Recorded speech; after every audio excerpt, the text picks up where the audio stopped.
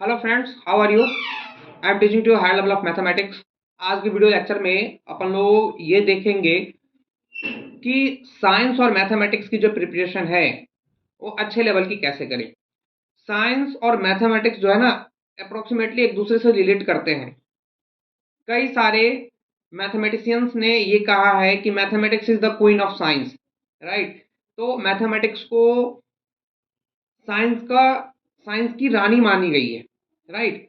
तो अपन लोग आज इसी पे डिस्कस करेंगे कि मैथ और साइंस किस तरीके से एक दूसरे से रिलेट करते हैं और उनकी स्टडी में हमें क्या क्या सावधानियां बरतनी चाहिए, कौन कौन से टॉपिक्स पे वर्क करनी चाहिए ताकि हम अपने साइंस और मैथमेटिक्स को काफी अच्छा अप्रोच कर सके, राइट? उसमें मैं नंबर वन कहूंगा, अपने आप से क्वेश्चन करो कि किसी चीज को जब आप कर रहे होते हो, राइट, किसी चीज को जब आप कर रहे होते हो, किसी कंसेप्ट को, किसी थ्योरी को जब आप पढ़ रहे होते हो, समझ रहे हो आप? तो उसमें अपने आप से ना पूछो कि यार ये क्यों हुआ, ये कैसे हुआ, अगर ये नहीं होता तो क्या होता, अगर इसके जगह पे किसी और चीज को इंप्लीमेंट किया जाए, किसी और टॉपिक को इंप्लीमेंट किया जाए, तो क्या उसमें चेंजेस आ सकती है। जैसे आप मैथ सॉल्व करते हो, उसमें ये भी चीज सोचो कि यार कोई अदर फार्मूला, कोई अदर ट्रिक भी है इस क्वेश्चन को सॉल्व करने की, कि क्या केवल यही फार्मूला है जिसकी वजह से इस क्वेश्चन को सॉल्व किया जा सकता है, क्या इस क्वेश्चन को बनाने के लिए कोई अलग भी मेथड्स हैं, राइट? जैसे आप एफसीएफ निकाल रहे फॉर एग्जांपल, ठीक है, तो उसमें क्या है, लॉन्ग डिवीजन मेथड भी यूज करते हैं, प्राइम फैक्टराइजेशन मेथड भी यूज करते हैं, ठीक है। इसी तरीके से मैं आपको कह रहा हूं कि ये तो मैंने एक एग्जांपल दिया, आप किसी भी चीज को किसी भी वे में आप सफर कर रहे हो, किसी भी टॉपिक के पॉइंट ऑफ व्यू से आप क्वेश्चन को सॉल्व कर रहे हो, उसमें अपने आप से ये पूछो आप कि क्या कोई अल्टरनेटिव ऑप्शन है इसको सॉल्व करने की, क्या हम इसी क्वेश्चन को किसी और तरीके से सॉल्व कर सकते हैं, अगर कर सकते हैं तो उसमें फार्मूला क्या लगेगा, उसमें ट्रिक्स क्या लगेंगे, राइट? अगर उस फार्मूला और ट्रिक्स को यूज कर रहे हैं तो क्या उसका एविडेंस सही है या नहीं है, राइट? जब कोई कंपनीज होती है और उसमें किसी चीज की क्वालिटी की जांच करनी होती है या फिर किसी भी प्रोडक्शन को इंप्लीमेंट करना होता है, तो उसके स्टैंडर्ड को पहले एक बार देखा जाता है, राइट? कि उसके लिए इंटरनेशनल स्टैंडर्ड क्या है, जो वो क्या है, राइट? तो उसी तरीके से आपको एक स्टैंडर्ड फॉर्म में वर्क करना है, समझ रहे हो बात? उस स्टैंडर्ड में क्या चीजें उचित है, क्या चीजें अनुचित है, उस कौन से थ्योरम्स में बने, कौन से थ्योरी लगी उसमें, राइट? उसका फार्मूला मेथड क्या है।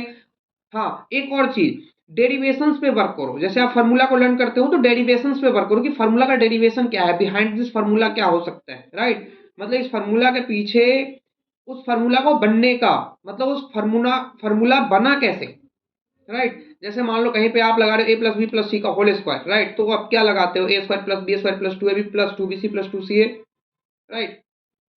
ये लगाते हो ना, A square plus B square plus C square plus two A B plus two B C plus two C है, राइट? जब हम ये चीजें लगाते हैं तो हमें ये चीज भी पता करना चाहिए कि यार ए प्लस बी प्लस सी का होल स्क्वायर का जो फॉर्मूला है वो कैसे आया, राइट? हम उसको प्रूफ कैसे कर सकते हैं, ठीक है?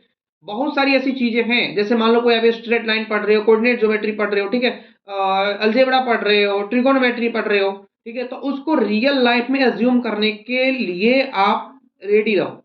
रिवीजन बहुत इंपॉर्टेंट है। सेकेंड चीज मैं ये कहूंगा कि रिवीजन करते रहो। साइंस मैथमेटिक्स ऐसी सब्जेक्ट्स होती है कि रिवीजन मांगती है, वो कॉन्टिन्यूसली रिवीजन मांगती है, ऑल ओवर स्टडी ही रिवीजन मांगती है, लेकिन खासकर साइंस और मैथमेटिक्स ये तो रिवीजन की ही चीज होती है, ये विदाउट रिवीजन आप कर ही नहीं सकते। आप रिवीजन की प्रायोरिटी सबसे ज्यादा दो मेरे दोस्त, ठीक है? बात समझ में आ रही है? रिवीजन हो गए। टॉपिक्स को क्लियर करने के लिए अपने आप से क्वेश्चन पूछो, ये कैसे हुआ। ग्रेविटेशन, जैसे देखो फॉर एग्जांपल ना, न्यूटन के पास सेब गिरा, अपन लोग के पास गिरा होता तो काट के, पहले धो के फिर काट के फिर खा लेते, राइट? लेकिन जब उस बंदे ने सोचने की शुरुआत की, भैया सेब नीचे ही क्यों आया, राइट? ये ऊपर क्यों नहीं गया, ऊपर में तो उसको और ज्यादा जगह मिल रही थी, ठीक है, तो ये नीचे ही क्यों आई, है ना? तो उनने उन टॉपिक्स को, लॉ ऑफ ग्रेविटी को काफी ही डेप्थ में एनालिसिस करने की कोशिश करी। साइंस और मैथ एनालिसिस की चीज है मेरे दोस्त, यही मैं आपको बता रहा हूं। साइंस और मैथ्स कभी भी एनालिसिस से ही आप उसको डेवलप कर सकते हो। एनालिसिस का मतलब क्या होता है? एनालिसिस एक प्रकार का दर्शन होता है, ठीक है? उसको देखो, सोचो, समझो, उस पे अनुसरण करो, just like equal to analysis, ठीक है? तो उसको एनालिसिस करना पड़ेगा। मैथ साइंस विदाउट एनालिसिस किए उसके एविडेंस को समझने की कोशिश करो कि यार इसके एविडेंसेस क्या हो सकते हैं। अगर ये सेब नीचे गिरा तो कौन सा स्टैंडर्ड वे हो सकता है जिसके वजह से ये धरती पे ही, अर्थ पे ही सेब गिरा उसका, ठीक है? ऊपर नहीं गया वो, आसमान में, स्काई में कितने कितनी दूरी उसको तय करने का मौका मिल सकता था वो जब ऊपर जाता।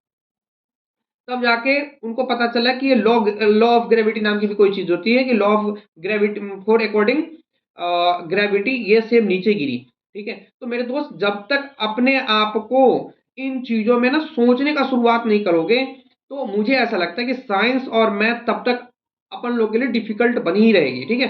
तो इसमें सबसे ज्यादा बेटर सॉल्यूशन है एनालिसिस, रिवीजन, ठीक है?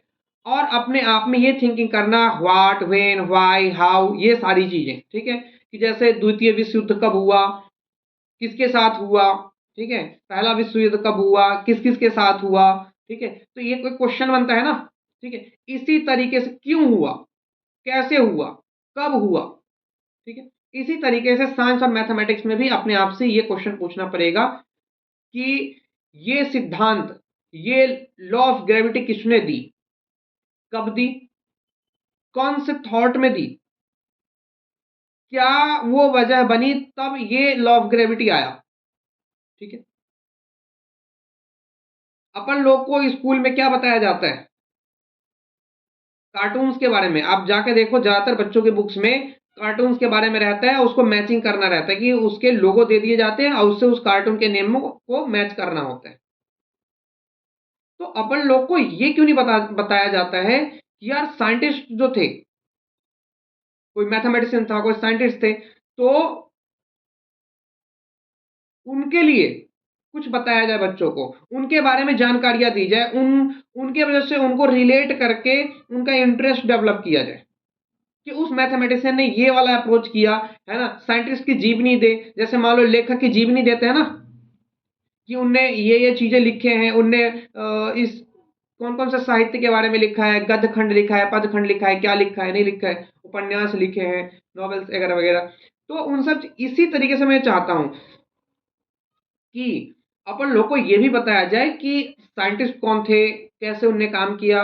आप ज्यादातर देखोगे जो ये भी चीजें इंक्लूड होनी चाहिए, ठीक है मेरे दोस्त?